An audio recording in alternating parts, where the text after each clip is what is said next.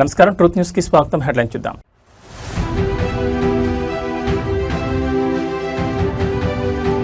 సిద్ధాంతంలో సీఎం చంద్రబాబు ఆత్మీయ పలకరింపు.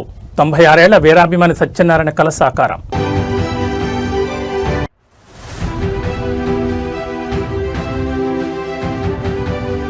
విశాఖ స్టీల్ ప్లాంట్లో ఘోర ప్రమాదం. కన్నీరు మున్నీరుగా విలపిస్తున్న బాధిత కుటుంబాలు.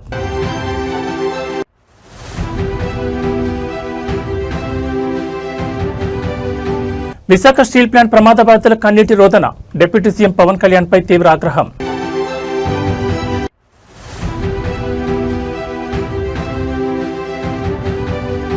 మూసీ ప్రక్షాళనపై బీజేపీ నేతలకు CM Revanth Reddy powerful counter. Delhi పెద్దల మెప్పు కోసం గుజరాత్కు గులాములుగా మారొద్దంటూ హితవు. ఇక డీటెయిల్స్ చూస్తే, రాజకీయాల్లో నిత్యం బిజీగా ఉండే అగ్రనేతలు తమను ప్రాణప్రదంగా అభిమానించి సామాన్య ప్రజలను కలిసినప్పుడు ఆ దృశ్యాలు ఎంతో ఆత్మీయంగా మారుతుంటాయి. తాజాగా ఆంధ్రప్రదేశ్ ముఖ్యమంత్రి చంద్రబాబు నాయుడు పర్యటనలో సరిగ్గా అలాంటి అద్భుతమైన సన్నివేశమే ఆవిష్కృతమైంది.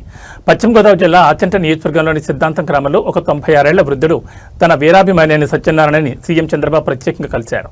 వయసుతో నిమిత్తం లేకుండా తనపై చూపిస్తున్న ఆత్మీయతకు ముగ్ధులైన చంద్రబాబు ఆ వృద్ధుని దగ్గరకు తీసుకుని హత్తుకున్న దృశ్యాలు ఇప్పుడు అందరినీ ఆకట్టుకుంటున్నాయి. సీఎం చంద్రబాబు సిద్ధాంతం గ్రామం గుండా వెళ్తుండగా తనను కలిసేందుకు ఎదురుచూస్తున్న 96 ఏళ్ల సత్యనారాయణ వద్దకు స్వయంగా వెళ్లారు.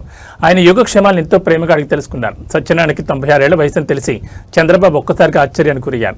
ఈ వయసులోని ఇంత యాక్టివ్గా ఉండడానికి ఆరోగ్య రహస్యం ఏంటో చెప్పాలంటూ నవ్వుతూ ఆరా తీశారు. దానికి సత్యనారాయణ స్పందిస్తూ దేవుడి దయ వల్ల తనకు తన 80 ఏళ్ల భార్యకు ఇప్పటి వరకు ఎలాంటి బీపీ, షుగర్ లాంటి వ్యాధులు లేవని చెప్పడంతో సీఎం ఎంతో సంతోషపడ్డారు. కాగా ఈ 96 ఏళ్ల తాతకు చంద్రబాబుపై ఉన్న అభిమానాన్ని గతంలో సోషల్ మీడియాలో వీడియో తీసి వైరల్ చేసిన ఒక స్థానిక యువకుడికి కూడా ఈ సందర్భంగా సీఎంను నేరుగా కలిసి అరుదైన అవకాశం దక్కింది.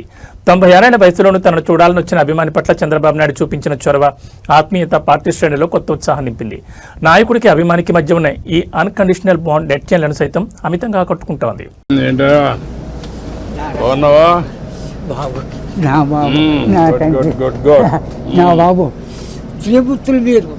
మీరు ఎన్టీ వారు, నారా చంద్రబాబు నాయుడు గారు, పవన్ కళ్యాణ్, ముగ్గురు త్రిమూర్తులు, విష్ణుయేశ్వర బ్రహ్మమహేశ్వరులు. నేను ఏడుకుంటున్నాను. కూర్చోండి కూర్చోండి. ఏంటి విశేషాలు చెప్పండి. బాబు ఎన్నాళ్ళకే కాపాడ్డారు నా కొడుకి. ఎన్నాళ్ళ మట్టు ఆశపడుతున్నారా మన ఈ బాబుని అట్టిని. ఈడే తీసి 2 కోట్ల మన పాకడికి వచ్చేస్తాడు. చిన్న పాకేసుకుందండి. రాన్పల్లి మనకనే మహిళ ఉంటుందండి. వచ్చి పొద్దున్నే సందాలు వచ్చేస్తాడండి. నేను ఆయనతో ఏదో ఉంటానండి. కబుర్లు చెప్తా ఉంటాడా? చెప్తాడండి. చెప్తాండి. ఈడేలు చెప్తాడండి. సాయంత్రం చెప్తా ఉంటాడు. సైకిల్ దొక్కుతా. ఎంత వయసు? ఎంత? 96 అండి. 96 దాకండి. బ్రిటిష్ పరిపాలనలో 15-16 సంవత్సరాలు త్యాగం చేశాను. వ్యవసాయం పని. ఆ పాడి గోట్లు ఆడలో బ్రిటిష్ వాళ్ళు టోపీలు వాళ్ళ దగ్గర ఉన్న డ్రెస్ 10 కేజీలు ఉంటాయి. పాడి గోట్లు. నీ ఆరోగ్యానికి కారణం ఏంటి బాబు? దేవుడు ఇచ్చిన వరం, మీరు ఇచ్చిన వరం. నేను ఏతే అరిగిపోద్దు ఇప్పటికి. బీబీ కానీ షుగర్ కానీ లేదు కానీ ఇప్పుడు కోరుకుంటున్నాను. మా ఆవిడకి లేదండి. 2 పూటలు తింటారు. కూడుంటే 3 పూటలు తింటారు. ఆవిడ పేరేంటి? ఏం చేస్తుంది ఆవిడ? ఆవిడ వయసు ఎంత? 80 సంవత్సరాలు అండి. ఆవిడకి 80, నీకు 96. పిల్లలు ఏం చేస్తారు? పిల్లలు బాబు 5కి 3 ఆడవాళ్ళు అండి. 2 అబ్బాయిలు. అన్ని సార్లు చీరలు అన్ని పెట్టేసానండి. ఎవరిది వాళ్ళకి అప్పచెప్పేసానా. ఏమైనా భూమి ఉందా? ఉంది బాబు. ఎంత ఉంది? 3 ఎకరాలు ఉన్నదండి. కొడుకులు ఇద్దరికి చెరుకు 13 గుంటలు ఇచ్చేసానండి. ఇంకెంత ఉండేది? 6 గుంటలు 7 గుంటలే ఉంటుంది. అది నేను పండించుకుంటున్నాను బాబు. ఇది వెరీ ఇంట్రెస్టింగ్. ఇప్పుడు ఎంతమంది మొత్తం మనవాళ్ళు? మనవాళ్ళు పెద్దోడి బాబు 2 కొడుకులేండి. చిన్న అబ్బాయికి 2 కూతుళ్ళే. ఒకటి పెళ్లి చేసాడు. అది మొగుని తీసుకుని వెళ్ళిపోయింది. ఇంకో పెళ్లికి వచ్చిందండి ఒక అమ్మాయి. అది ఈ నెలలో మరి పుస్తకాలు వస్తున్నాయి కదండి. ఈ నెలలో చేసేయాలని తిరుగుతున్నామని చుట్టారు కాస్త. 6 ఎకరం 2 లక్షలైనా ఇస్తాను నాన్న. మరి ఏం చేయదు, నేనే ఏదో పని చేసుకుని ఏదో చేసుకుంటానా. దాన్ని కూడా వదలగొట్టేది అంటాను నేను. కూతురు పిల్లలు 3 ఓ పెద్ద కూతురుకేమో 2 కూతుళ్ళును ఓ కొడుకులండి. 2వ పిల్లకి 2 కూతుళ్ళును ఓ కొడుకులండి. 3వ పిల్లకి 2 కూతుళ్ళును ఓ కొడుకులండి. వస్తారండి దగ్గరికి వస్తారన్నా బాబు బంగారం పట్టుకొస్తున్నారు, పళ్ళు ఫలాలు నాకు పట్టుకొస్తున్నారు. అందరూ చూస్తా ఉంటారు వచ్చి, అందరూ చూస్తారు బాబు. ఆఖరికి కొడుకు మన బ్రష్ కూడా పట్టుకొచ్చారు, పెడతారు కూతుళ్ళు. అచ్చా, బాగానే చూసుకుంటారు, చాలా బాగా చూస్తారు. మనవాళ్ళు మనవరాళ్ళు అందరూ అంతా బాగున్నారు. అందరికంటే నువ్వు సంపన్నవంతుడివి. ఎందుకంటే ఎంతమంది మొత్తం కలిసి 10 మంది 12 మంది మనవాళ్ళు మనవరాళ్ళు ఎంతమంది? మనవరాళ్ళు 3 ఆడోళ్ళు 4 విశాఖపట్నం స్టీల్ ప్లాంట్ పరిధిలో చోటు చేసుకున్న ఘోర ప్రమాదం యావత్ రాష్ట్రాన్ని తీవ్ర దిగ్భ్రాంతి గురిచేసింది. ఈ ప్రమాదంలో 8 మంది కార్మికులు మృతి చెందడం, మరో 6 తీవ్రంగా గాయపడడం పట్ల ముఖ్యమంత్రి చంద్రబాబు నాయుడుతో పాటు రాష్ట్ర మంత్రులు, ప్రజాప్రతినిధులు తీవ్ర సంతాపాన్ని వ్యక్తం చేశారు. ప్రమాదం జరిగిన వెంటనే స్పందించిన ఏపీ ప్రభుత్వం బాధితులకు తక్షణ సహాయం అందించేలా చర్యలు చేపట్టింది. ఐటీ విద్యాశాఖ మంత్రి నారా లోకేష్, హోంమంత్రి వంగలపూడి అనితతో కూడిన ఉన్నత స్థాయి బృందం విశాఖ కేజీహెచ్ ఆసుపత్రికి చేరుకుని బాధితుల కుటుంబాలను పరామర్శించారు. విశాఖ స్టీల్ ప్లాంట్ ప్రమాద తీవ్రతను దృష్టిలో ఉంచుకుని మంత్రుల బృందం క్షేత్రస్థాయిలో పర్యటించింది. కేజీహెచ్ ఆసుపత్రిలో కన్నీరు మున్నీరవుతున్న మృతుల కుటుంబ సభ్యులను మంత్రి నారా లోకేష్, హోంమంత్రి వంగలపూడి అనిత, కేంద్ర మంత్రి శ్రీనివాస్ వర్మ, ఎంపీ భరత్ కలిసి ఓదార్చారు. బాధితులకు ప్రభుత్వం అన్ని విధాలా అండగా ఉంటుందని, అధైర్యపడొద్దని ధైర్యం చెప్పారు. మరోవైపు కిమ్స్ ఐకాన్ ఆసుపత్రిలో చికిత్స పొందుతున్న క్షతగాత్రులను మంత్రి వాసంశెట్టి సుభాష్ స్వయంగా సందర్శించి వారి ఆరోగ్య పరిస్థితిని అడిగి తెలుసుకున్నారు. గాయపడిన కార్మికులకు అత్యంత మెరుగైన, అవసరమైతే కార్పొరేట్ స్థాయి వైద్య సేవలను అందించాలని, వైద్య ఖర్చుల గురించి ఎవరూ ఆందోళన చెందాల్సిన అవసరం లేదని అధికారులను, డాక్టర్లను మంత్రి ఆదేశించారు. స్టీల్ ప్లాంట్ ప్రమాద బాధితుల పక్షాన ప్రభుత్వం గట్టిగా నిలబడుతుందని, తగిన న్యాయం జరిగేలా చూస్తామని మంత్రుల బృందం స్పష్టం చేసింది. అలాగే ప్రమాదానికి గల కారణాలపై విచారణ జరిపి భవిష్యత్తులో ఇలాంటి సంఘటనలు పునరావృతం కాకుండా భద్రతా చర్యలు కఠినతరం చేయాలని యాజమాన్యాన్ని ఆదేశించింది.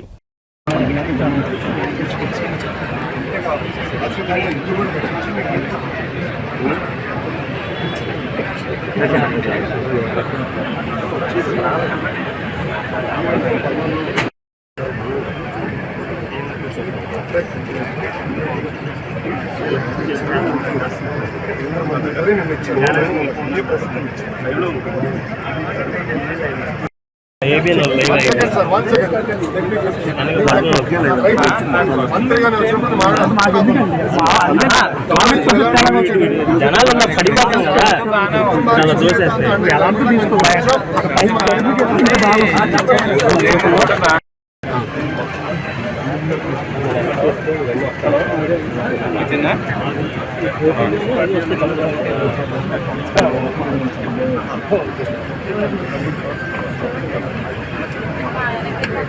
తెలంగాణ రాజకీయాల్లో మూసీ నది ప్రక్షాళన ప్రాజెక్టు చుట్టూ సాగుతున్న మాటల యుద్ధం ఒక్కసారిగా పీక్స్కు చేరింది. మూసీ నది అభివృద్ధిని అడ్డుకుంటున్నారంటూ కేంద్ర మంత్రి కిషన్ రెడ్డి, రాష్ట్ర బీజేపీ ఎంపీలపై ముఖ్యమంత్రి రేవంత్ రెడ్డి తీవ్రస్థాయిలో విరుచుకుపడ్డారు. ఢిల్లీ పెద్దల మెప్పు కోసం గుజరాత్కు గులాములుగా వ్యవహరించడం మానుకోవాలని కమలం నేతలకు ఘాటుగా హితవు పలికారు. గుజరాత్ను అభివృద్ధి చేయడం ప్రధాని మోడీ బాధ్యత అయితే ఓట్లు వేసి గెలిపించిన తెలంగాణను అభివృద్ధి చేయాల్సిన బాధ్యత ఇక్కడ బీజేపీ ఎంపీలకు లేదా అంటూ రేవంత్ రెడ్డి నిలదీశారు. హైదరాబాద్ రూపురేఖలను మార్చేలా ప్రభుత్వం ప్రతిష్టాత్మకంగా చేపట్టిన మూసీ నది పునరుద్ధరణపై బీజేపీ చేస్తున్న విమర్శలను సీఎం రేవంత్ రెడ్డి తిప్పుకొట్టారు. కేంద్ర మంత్రి కిషన్ రెడ్డితో పాటు బీజేపీ అగ్రనేతలు ఈటెల రాజేందర్, కొండా విశ్వేశ్వరరెడ్డి, రఘునందన్ రావులను ఆయన నేరుగా టార్గెట్ చేశారు. గుజరాత్ మోడల్ గురించి మాట్లాడే నేతలు తెలంగాణకు కేంద్రం నుంచి రావాల్సిన నిధులు, ప్రాజెక్టుల గురించి ఎందుకు నోరు మెదపడం లేదని ప్రశ్నించారు. రాష్ట్ర ప్రగతికి సహకరించాల్సింది పోయి ప్రతిదానికి అడ్డుపడితే ఇక్కడి ప్రజలు క్షమించాలని హెచ్చరించారు. గుజరాత్ గులాంగిరి వదిలి తెలంగాణ ఆత్మగౌరవాన్ని కాపాడాలని, ఇక్కడ అభివృద్ధిపై దృష్టి పెట్టాలని డిమాండ్ చేశారు.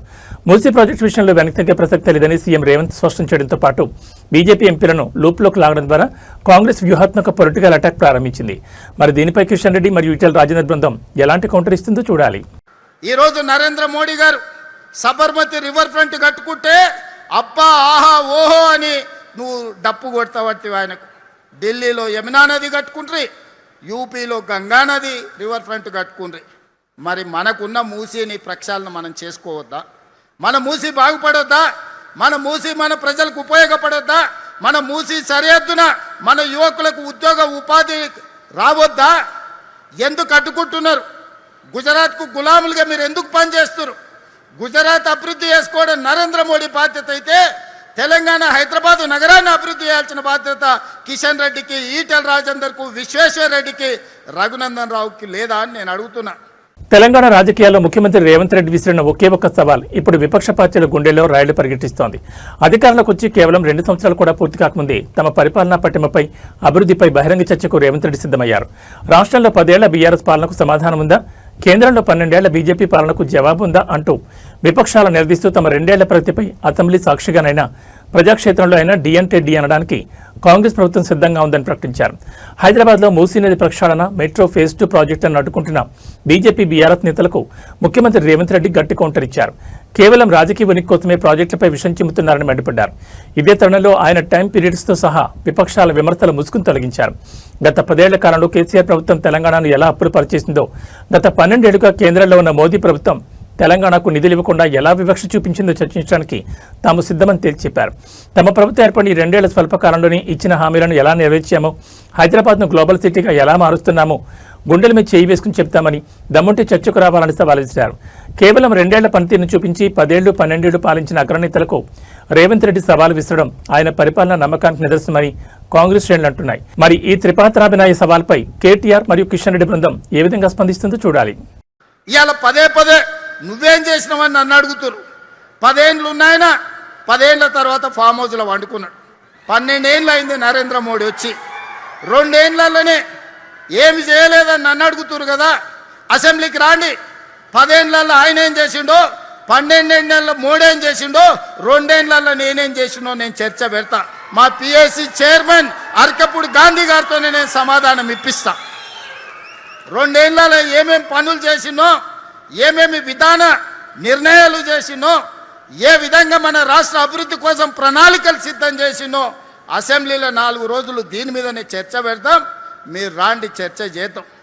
దేశ రక్షణ కోసం అత్యున్నత త్యాగాలు చేసిన వీరులను గౌరవించుకునే వేళ రాష్ట్రపతి భవన్లో ఒక అపూర్వమైన ఎమోషనల్ సన్నివేశం చోటు చేసుకుంది. మాతృభూమి కోసం ప్రాణాలర్పించిన ఒక వీర జవాన్ తల్లిని చూసి దేశ ప్రథమ పౌరాలు రాష్ట్రపతి ద్రౌపది ముర్ము భావోద్వేగానికి లోనయ్యారు.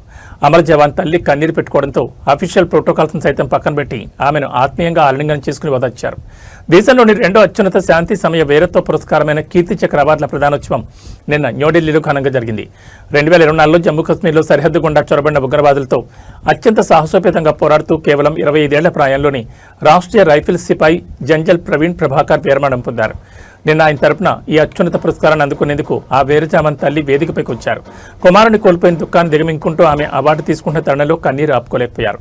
అది చూసి చలించిపోయిన రాష్ట్రపతి ద్రౌపది ముర్ము వెంటనే ముందుకు జరిగి ఆ తల్లిని ఆత్మీయంగా హత్తుకుని వీపు నిమురుతూ కొద్దిసేపు లాలించారు. దేశం మొత్తం మీ కుటుంబానికి అండగా ఉంటుందని భరోసా ఇచ్చారు.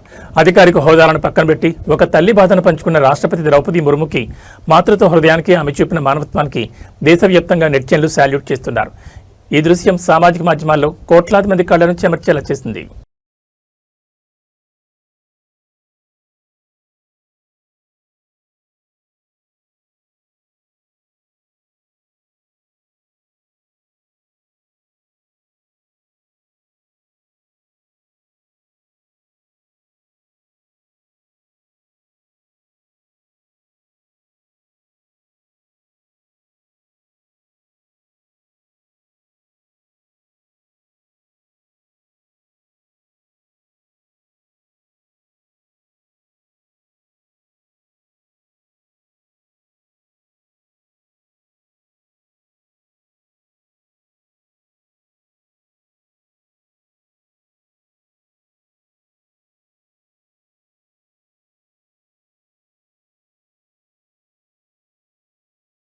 ఆంధ్రప్రదేశ్లో సరికొత్త రాజకీయ శకానికి నాంది పలుకుతూ ఏర్పడిన తెలుగుదేశం, జనసేన, బీజేపీ కూటమి ప్రభుత్వం విజయవంతంగా 2 సంవత్సరాల పాలన పూర్తి చేసుకుంది.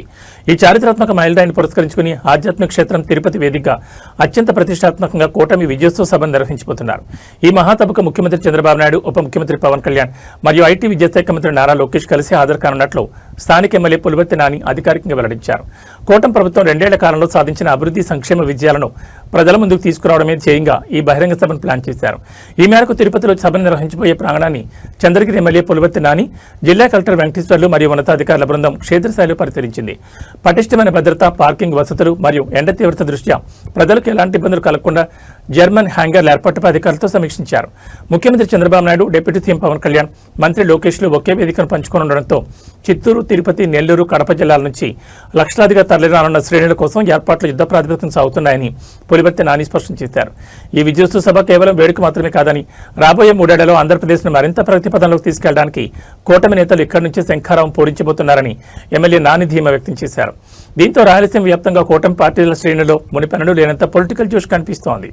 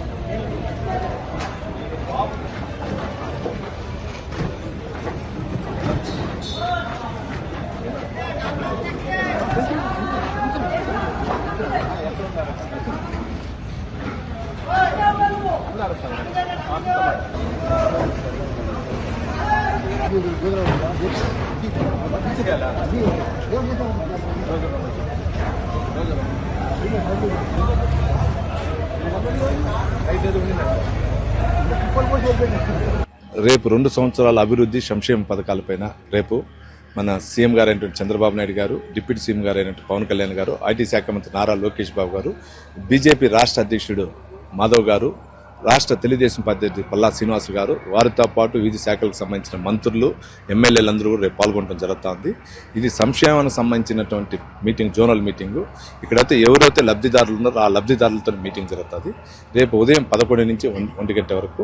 కాబట్టి ఇది 100% మాకు ఈ 2 సంవత్సరాల్లో ప్రజల మధ్యపై మేము చేస్తున్న పనులు చెప్పాం, దానిపైన మీటింగ్ జరుగుతుంది. ఈ వైసీపీ ప్రభుత్వం చెప్పినట్లు వెన్నుపోటు తిన్నట్టు వాళ్ళు 24 గంటలు వెన్నుపోటు చేసి ఇవాళ ఆంధ్రప్రదేశ్ కూటమి ప్రభుత్వానికి ముఖ్యంగా ఉప ముఖ్యమంత్రి పవన్ కళ్యాణ్ కి క్షేత్రస్థాయిలో ఒక ఊహించని రాజకీయ శక్తి తగిలింది. విశాఖపట్నం స్టీల్ ప్లాంట్ ప్రమాదంలో మరణించిన కార్మికుల కుటుంబ సభ్యులు పవన్ కళ్యాణ్ పై తీవ్రస్థాయిలో మండిపడ్డారు. ఎన్నికల ముందు ఆ తర్వాత మీటింగులు పెట్టి పెద్ద మాటలు చెప్పావని, నేను నమ్మి ఓట్లేస్తే ఈ రోజు తమ కుటుంబాలు రోడ్డున పడ్డాయని బాధితులు కన్నీరు మున్నీరవుతున్నారు. ప్రమాదం జరిగి కార్మికులు చనిపోతే కనీసం మృతదేహాలను కూడా పట్టించుకునే దిక్కు లేకుండా పోయిందంటూ వైజాగ్ వేదికగా బాధితులు చేసిన వ్యాఖ్యలు ఇప్పుడు తీవ్ర సంచలనం సృష్టిస్తున్నాయి. విశాఖ స్టీల్ ప్లాంట్లో ఇటీవల జరిగిన ప్రమాదంలో మరణించిన బాధితుల ఇళ్లలో కన్నీటి ఛాయలు మిన్నంటాయి. తమకు న్యాయం చేయాలంటూ ప్లాంట్ పరిధిలో ఆందోళన దిగిన మృతుల కుటుంబాలు డిప్యూటీ సీఎం పవన్ కళ్యాణ్ తీరుపై తీవ్ర అసంతృప్తిని వ్యక్తం చేశాయి. కార్మికుల పక్షాన్ని నిలబడతానని, స్టీల్ ప్లాంట్ పరిరక్షణతో పాటు స్థానిక కార్మికుల ప్రాణాలకు రక్షణ కల్పిస్తామని గతంలో పవన్ కళ్యాణ్ ఎన్నో హామీలు ఇచ్చారని వారు గుర్తు చేశారు. తీరా ఇప్పుడు ప్రమాదం జరిగి ప్రాణాలు పోతుంటే కనీసం పరామర్శించడానికి లేదా యాజమాన్యంతో మాట్లాడి తక్షణ పరిహారం ఇప్పించడానికి ప్రభుత్వం నుంచి ఎలాంటి చొరవ లేదని కౌంటర్ ఇస్తున్నారు. నిలకడలేని హామీల వల్ల తాము సర్వస్వం కోల్పోయామని, కూటమి ప్రభుత్వాన్ని నమ్మినందుకు తమకు ఘోరమైన అన్యాయం జరిగిందని బాధితులు రోధిస్తున్నారు. వైజాగ్ స్టీల్ ప్లాంట్ పరిధిలో బాధితులు నేరుగా ఉప ముఖ్యమంత్రిని టార్గెట్ చేస్తూ నిరసనకు దిగడం కూటమి వర్గాల్లో చర్చనీయాంశంగా మారింది. ఇప్పటికైనా పవన్ కళ్యాణ్ మరియు పరిశ్రమల శాఖ స్పందించి బాధితులకు తక్షణ న్యాయం చేయాలని స్థానిక కార్మిక సంఘాలు డిమాండ్ చేస్తున్నాయి. నా కూతురు, నా జీవితం రోడ్డు మీద, మిమ్మల్ని నమ్ముకున్నందుకు జీవితం రోడ్డు మీద రా బాబు. ఇంత దారుణమా? ఇడి అమ్మ చచ్చిపోతే బాడీ అక్కడ ఎట్టేసి ఎటు కొట్టుకెళ్ళిపోయి ఏడి ఓమెన్స్ అంతే గారు రండి ఇక్కడ మాట్లాడండి, మాతో మాట్లాడండి. ఓమెన్స్ అంతే గారు పవన్ కళ్యాణ్ సూపర్, ఇలాంటి చూడండి, ఇలాంటి లీడర్ చూడలేదు అన్నావు, ఇలాంటి లీడర్ చూడలేదు అన్నావు. ఏమన్నా స్టీల్ ప్లాంట్ సూపర్ నేను చేస్తాను, వైజాగ్ స్టీల్ ప్లాంట్ నేను వచ్చాను, మీటింగ్ పెట్టావు, దెబ్బలు తిన్నాం పోలీసుతో. మా అన్ని సూపర్ బయట నుంచి వెళ్ళిపోయావు. ఏ రోజు కూడా మా అన్ని సూపర్, ఏం సూపర్? నా ఇల్లే పోయింది. తెల్లవారు లేచి బ్యాండ్ కట్టుకొని చిన్నప్పుడు కాండి, చదువు లేదు, సంజయ్ లేదు, చదువుకున్నా చచ్చిపోయినాడు.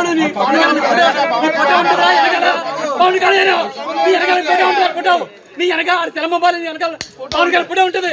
పవన్ కళ్యాణ్ అంటే పిచ్చి పిచ్చి పవన్ కళ్యాణ్ కాలిపోయింది చెయ్యి మీద. పవనేజం ఎప్పుడైనా సరదాగా మాట్లాడుతూ హైదరాబాద్ నగరంలో హైడ్రా సిబ్బంది ముందస్తు ప్రణాళిక లేని పనితీరు కారణంగా సామాన్య ప్రజలు, ఉద్యోగులు తీవ్ర ఇబ్బందులు పడుతున్నారు. బంజారాహిల్స్ రోడ్ నెంబర్ 12లోని అత్యంత కీలకమైన పోలీస్ కమాండ్ కంట్రోల్ సెంటర్ పరిధిలో ఇవాళ ఉదయం ఒక విచిత్రమైన పరిస్థితి నెలకొంది. వందలాది మంది ఐటీ ఉద్యోగులు, సాధారణ ప్రజలు ఆఫీసులకు వెళ్లే పీక్ అవర్స్ లో హైడ్రా సిబ్బంది రోడ్లపై చెట్లను నరకడం ప్రారంభించారు. దీనికోసం ప్రధాన రహదారిపై వాహనాల రాకపోకలకు పూర్తిగా నిలిపివేయడంతో కిలోమీటర్ల మేర ట్రాఫిక్ జామ్ అయింది. ఆఫీస్ సమయం మించిపోతుందంటూ వాహనదారులు హైడ్రా సిబ్బందిపై తీవ్ర అసహనం వ్యక్తం చేశారు. బంజారాహిల్స్, జూబ్లీ హిల్స్ పరిసరాలను అనుసంధానించే కమాండ్ కంట్రోల్ సెంటర్ మార్గం నిత్యం వాహనాలతో కిక్కిరిసిపోయి ఉంటుంది. ముఖ్యంగా ఉదయం 9 గంటల నుంచి 11 గంటల మధ్య ఇక్కడ నుంచి వేలాది మంది ఉద్యోగులు ఆఫీసులకు వెళ్తుంటారు. అలాంటి కీలక సమయంలో హైడ్రా సిబ్బంది రోడ్డు పక్కన ఉన్న పెద్ద చెట్ల కొమ్మలను నరికే పనిపట్టారు. రక్షణ చర్యల పేరుతో కనీసం ట్రాఫిక్ పోలీసులకు ముందస్తు సమాచారం ఇవ్వకుండా, ఎలాంటి ప్రత్యామ్నాయ మార్గాలు సూచించకుండా రోడ్డును బ్లాక్ చేయడంతో వాహనాలన్నీ ఎక్కడికెక్కడ నిలిచిపోయాయి. బయోమెట్రిక్ టైమింగ్స్ దాటిపోతున్నాయని, అత్యవసర పనులపై వెళ్లే తమను ఇలా రోడ్లపై గంటల తరబడి నిలిపివేయడేంటని వాహనదారులు, మహిళలు హైడ్రా అధికారులపై మండిపడ్డారు. ఇలాంటి పనులను ట్రాఫిక్ తక్కువగా ఉండే అర్ధరాత్రి వేళల్లో నిర్వహించాల్సింది పోయి పీక్ అవర్స్ లో చేయడం ఏంటని నిలదీశారు. నగరంలో విపత్తుల నివారణ, ప్రజారక్షణ పేరిట పనిచేసే హైడ్రా ఇలాంటి పనుల వల్ల సామాన్యులకు ఇబ్బంది కలగకుండా టైమింగ్స్ మార్చుకోవాలని పౌరులు కోరుతున్నారు. ఉన్నతాధికారులు స్పందించి భవిష్యత్తులో ఆఫీస్ వేళల్లో ఎలాంటి పనులు జరగకుండా చూడాల్సిన అవసరం ఎంతైనా ఉంది.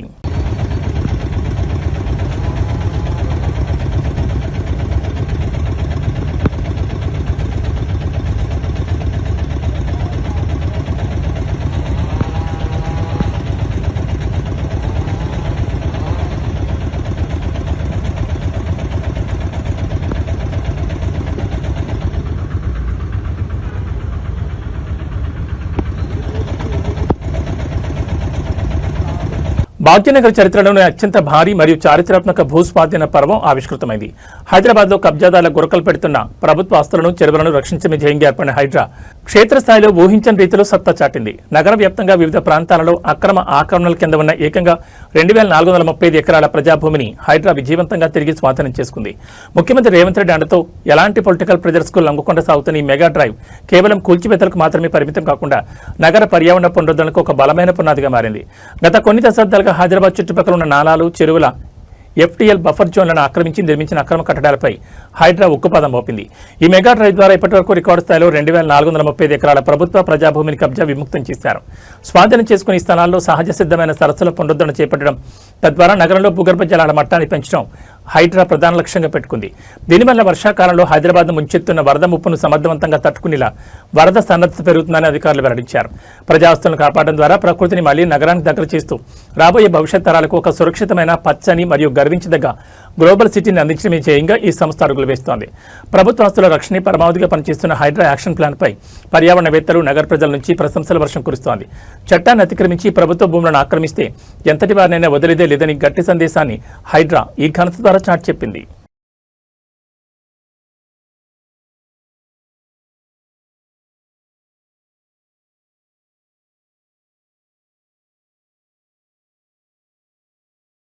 Global star Ram Charan, crazy beauty Janhvi Kapoor జంటగా నటించిన మైల్ రాయ్ చిత్రం పెద్ది థియేటర్లో రికార్డుల వేటను కొనసాగిస్తోంది.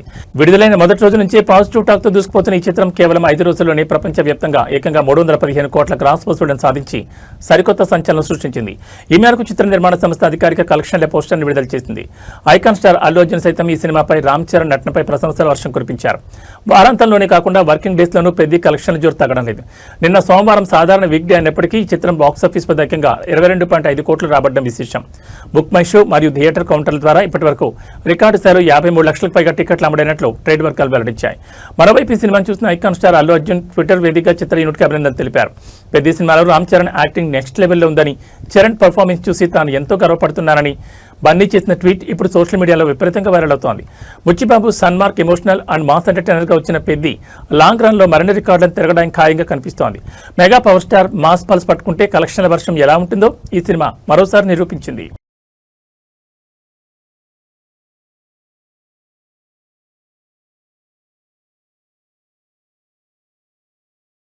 గత కొద్ది రోజులుగా పచ్చడి కొనుగోలుదారులకు ఊరటనిస్తూ వరుసగా తగ్గుతూ వచ్చిన బంగారం ధరలు ఇవాళ ఒక్కసారిగా పెరిగాయి. హైదరాబాద్ బులియన్ మార్కెట్లో గత 10 రోజులుగా సాగుతున్న పతనానికి బ్రేక్ వేస్తూ ఇవాళ పచ్చడి ధరలు భారీగా ఎగబాకాయి. ఇటు 24 క్యారెట్ల అపరంజి బంగారంతో పాటు ఆభరణాల తయారీకి వాడే 22 క్యారెట్ల పచ్చడి ధర కూడా వేలల్లో పెరగడం మార్కెట్ వర్గాలను ఆశ్చర్యపరిచింది. ఇవాళ బులియన్ మార్కెట్ అప్డేట్స్ ప్రకారం అత్యంత స్వచ్ఛమైన 24 క్యారెట్ల 10 గ్రాముల బంగారం ధరపై ఏకంగా 1470 పెరిగింది. దీంతో నిన్నటి వరకు తగ్గుతూ వచ్చిన ఈ రేటు ఇవాళ మార్కెట్లో 1,53,160కి చేరింది. అదేవిధంగా సామాన్యులు ఎక్కువగా కొనుగోలు చేసే 22 క్యారెట్ల 10 గ్రాముల ఆభరణాల బంగారం ధరపై కూడా 1,350 మేర పెరిగి ప్రస్తుతం 1,40,400 పలుకుతోంది. ఇక బంగారంతో పాటు వెండి ధర కూడా మార్కెట్లో గట్టిగానే ఉంది. ప్రస్తుతం కేజీ సిల్వర్ రేటు బులియన్ మార్కెట్లో 2,70,000 వద్ద స్థిరంగా ట్రేడ్ అవుతోంది. అయితే తెలుగు రాష్ట్రాల్లోని వివిధ నగరాలు, ప్రాంతాలను బట్టి ఈ ధరల్లో స్వల్ప తేడాలు ఉండొచ్చని నిపుణులు చెబుతున్నారు. అంతర్జాతీయ మార్కెట్లో చోటు చేసుకుంటున్న ఆర్థిక పరిణామాలు, డాలర్ హెచ్చుతగ్గుల వల్లే పచ్చడి ధరలు మళ్లీ పుంజుకున్నట్టు తెలుస్తోంది. పెళ్లిళ్ల సీజన్ నడుస్తున్న తరుణంలో ఇలా ధరలు పెరగడం సామాన్య వినియోగదారులకు కొంత ఇబ్బంది కలిగించే అంశమే.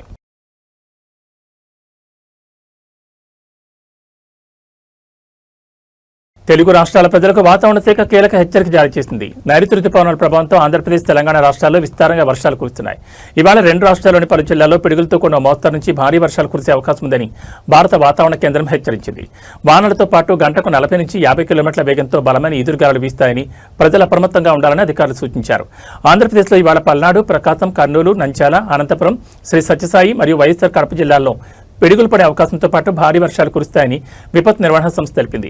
మరోవైపు తెలంగాణలో వికారాబాద్, సంగారెడ్డి, మహబూబ్నగర్, నాగర్ కర్నూలు జిల్లాలో అక్కడక్కడ భారీ వర్షాలు కురిసే సూచనలున్నాయని ఐఎండీ అంచనా వేసింది. ఈ ప్రధాన జిల్లాల మినహా 2 తెలుగు రాష్ట్రాల్లోని మిగిలిన జిల్లాలకు వాతావరణ శాఖ ఎల్లో అలర్ట్ జారీ చేసింది.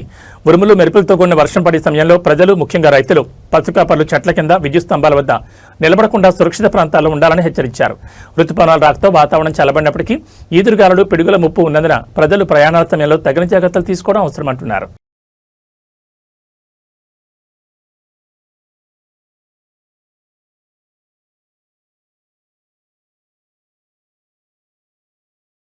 ఏబీ బులెటిన్ విశేషాలు మరో బులెటిన్లో మళ్ళీ కలుసుకుందాం. నమస్కారం.